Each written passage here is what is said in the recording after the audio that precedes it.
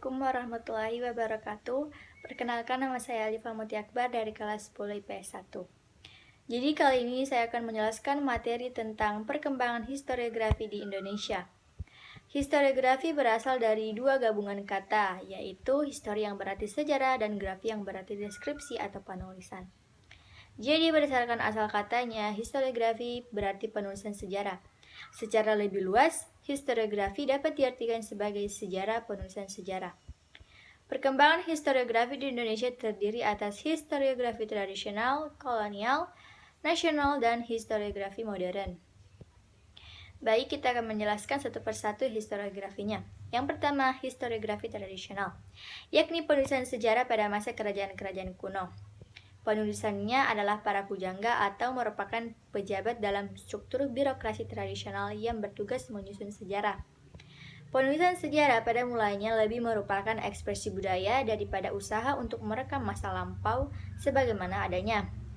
Dalam historiografi tradisional terjalinlah dengan erat unsur-unsur sastra sebagai karya imajinatif dan mitologi, sebagai pandangan hidup yang dikisahkan sebagai uraian peristiwa pada masa lampau seperti tercermin dalam babat atau hikayat.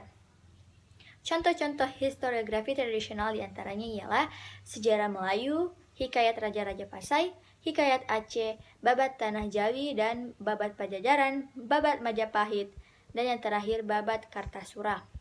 Yang kedua yaitu historiografi kolonial.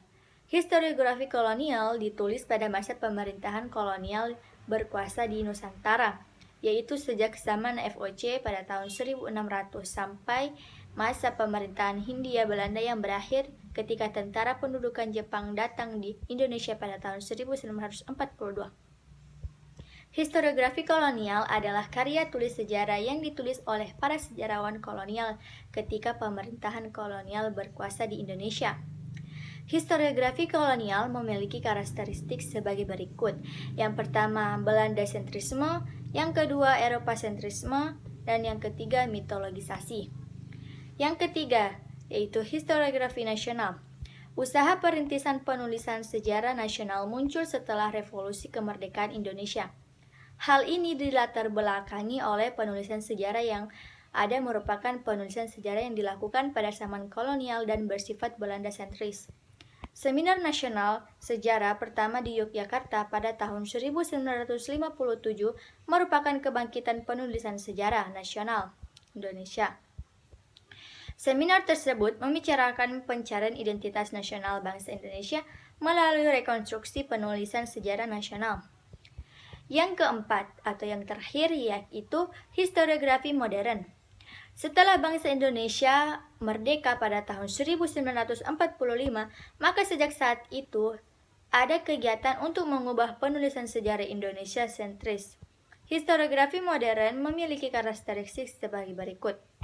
Yang pertama bersifat Indonesia sentrisme, yakni penulisan sejarah di Indonesia diinterpretasikan sebagai sejarah nasional dan ditulis dari sudut kepentingan rakyat Indonesia. Dua, bersifat metodologis, artinya penulisan sejarah Indonesia menggunakan pendekatan ilmiah berdasarkan teknik penulisan ilmiah untuk ilmu sosial. Yang ketiga, bersifat krisis historis, yang berarti substansi penulisan sejarah Indonesia secara ilmiah dapat dipertanggungjawabkan. Historiografi modern muncul akibat tuntutan ketepatan teknik dalam mendapatkan fakta sejarah. Fakta sejarah didapatkan melalui metode penelitian, memakai ilmu-ilmu bantu, adanya teknik pengarsipan dan rekonstruksi melalui sejarah lisan. Sekian penjelasan materi tentang perkembangan historiografi di Indonesia. Mohon maaf bila ada salah kata. Wassalamualaikum warahmatullahi wabarakatuh.